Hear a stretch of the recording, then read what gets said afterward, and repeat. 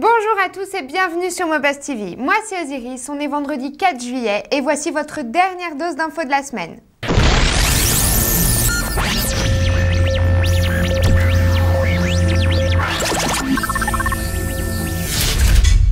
Bien que l'été ait commencé, Météo France a alerté notre pays mercredi dernier de l'arrivée d'une violente vague d'orage. Et mis à part le fait que c'est pas très cool et qu'on préférerait circuler en débardeur au soleil et pas sous la flotte, sachez que les intempéries de ce genre ont des conséquences sur les modems ADSL sensibles aux surtensions, donc gare aux pannes. Le directeur d'Alice, Pierre Metzger, a donc en effet déclaré qu'il était fort probable que les internautes se voient abandonnés par leur box, car étant branchés non seulement sur une prise électronique, mais aussi électrique, celles-ci sont plus sensibles qu'un appareil électrique classique. Les conséquences? Eh bien, le service de téléphonie est coupé et les décodeurs TV peuvent également faire partie des victimes inclus dans le petit appareil. Donc, pas de bol si on compte rester enfermé chez soi à regarder la télé ou télécharger des films à l'abri de la pluie.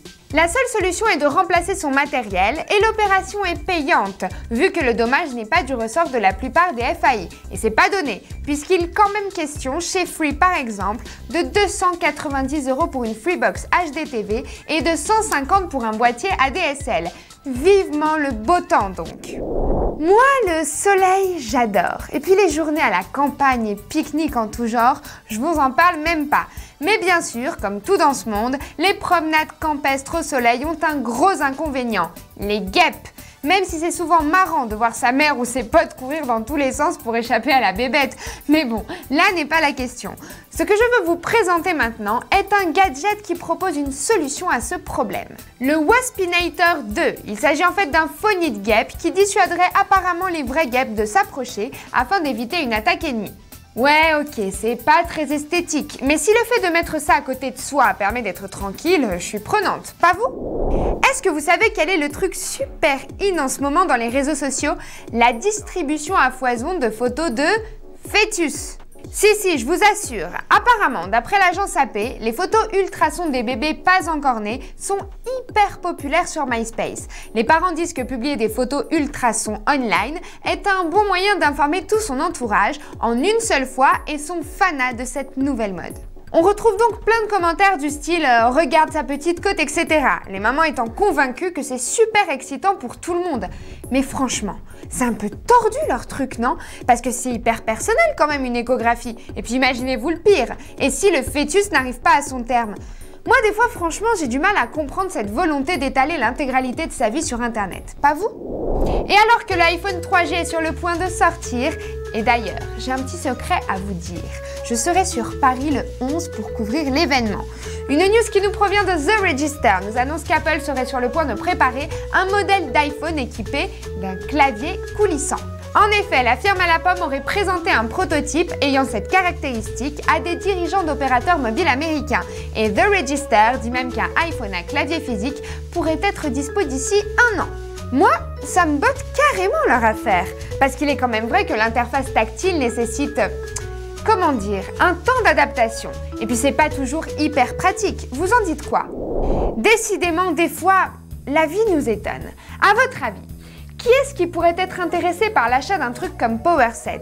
Eh ben moi je sais.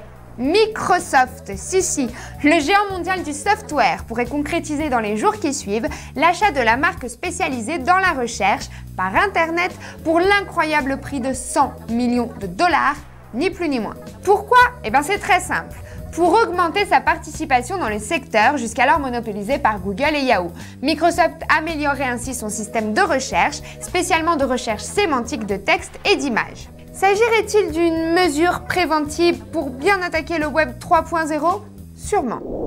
Avis aux fans de Star Wars, mais aussi aux fans de la Nintendo DS qui aiment bien les gadgets en tout genre. Voici le stylet le plus cool que j'ai vu jusqu'à aujourd'hui. Le stylet sabre laser.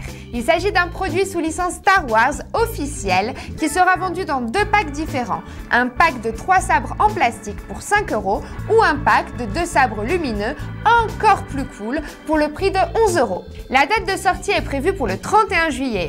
Alors, que vous dire? Que la force soit avec vous. Finissons l'émission d'aujourd'hui par la présentation d'un nouveau site assez alléchant. Ça s'appelle Coobies et en fait il s'agit d'un service qui vous permettra de faire pas mal d'économies chez le commerçant du coin. En effet, le site lancé jeudi dernier offre des coupons imprimables ou SMS coupons pour le commerce de proximité. Les coupons sont triés par catégorie, beauté, service, habitat, cadeaux, voire même séjour, loisirs et sorties. Pour l'instant, ça marche pour Paris et une cinquantaine de coupons sont offerts. Et ce qui est cool, c'est que tout ça se fait de deux façons différentes, sous forme de bons imprimables, mais aussi de SMS. Parfait, car on peut dire bye bye au portefeuille rempli à ras-bord de réductions en papier.